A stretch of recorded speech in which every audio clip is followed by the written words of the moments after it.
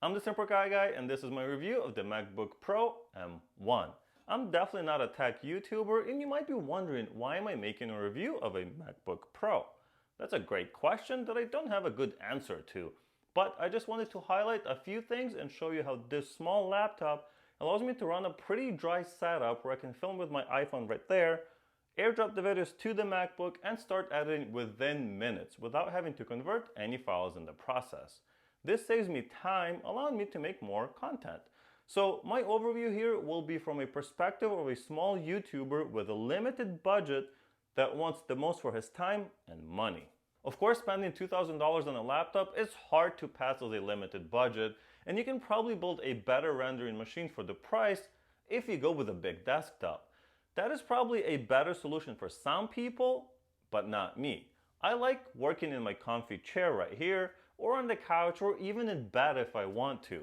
Yes, I get more done sitting behind two big monitors at a proper desk, but that feels too much like work, and I already do that 40 hours a week. Working from a laptop while being in a comfortable chair allows me to get more done and be more productive overall. I'm sure I'm not alone in this.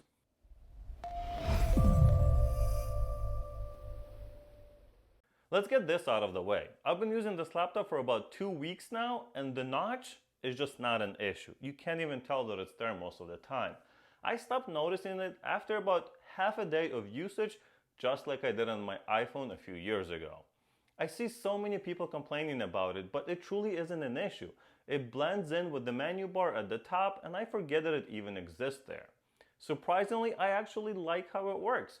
I get a full 16:9 display, plus a little extra space for the menus, clock, Wi-Fi indicator, and other controls at the top. Now let's take a look at the specs of this laptop. I got the 14-inch MacBook Pro with the M1 Pro chip. Even though this chip is not top-of-the-line silicon from Apple, it still manages to fly through anything I throw at it.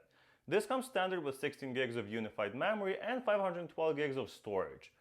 The more technical specs are easy to look up, so I'll move on to the more interesting items like the battery life, the bezel, software compatibility, and why I got it for myself as a small YouTuber.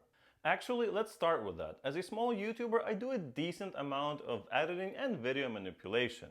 Since I shoot in 4K, it requires a lot of processing power as well as fast storage. Most tech channels concentrate on how fast the device can render a video once it's edited. But for me, it's more important that it's fast while I'm actually editing the video.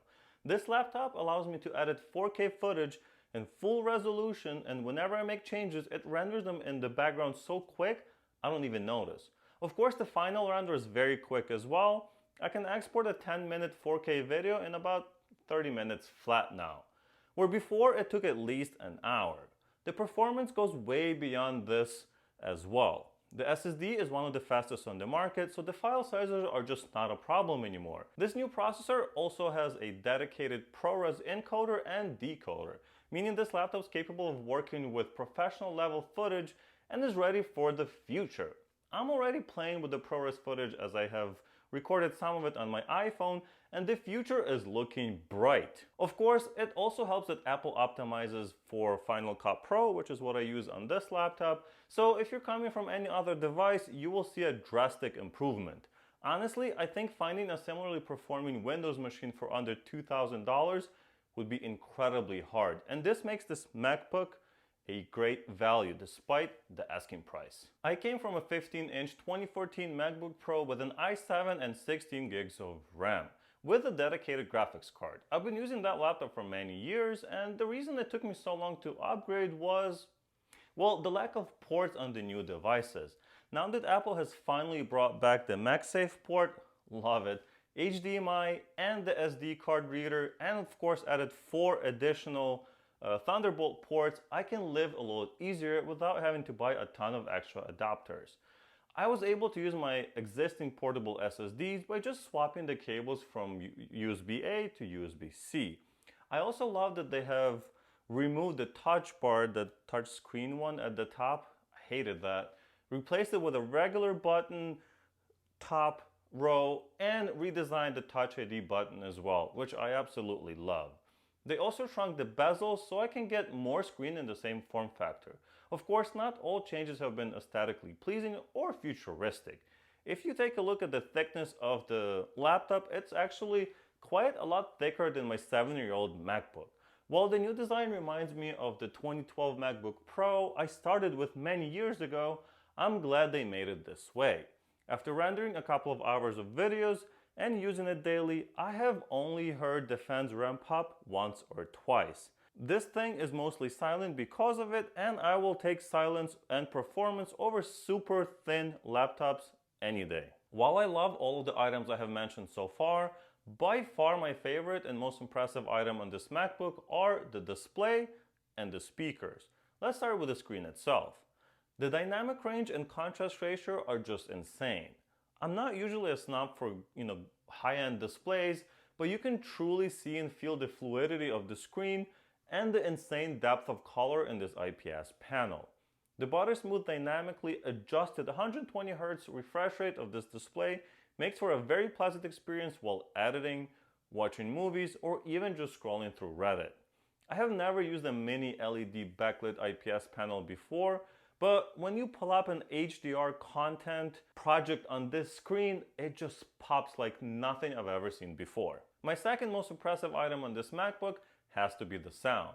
Apple has managed to design 6 speakers into this laptop, and you can tell the difference. It truly feels three-dimensional with high quality bass and clear vocals.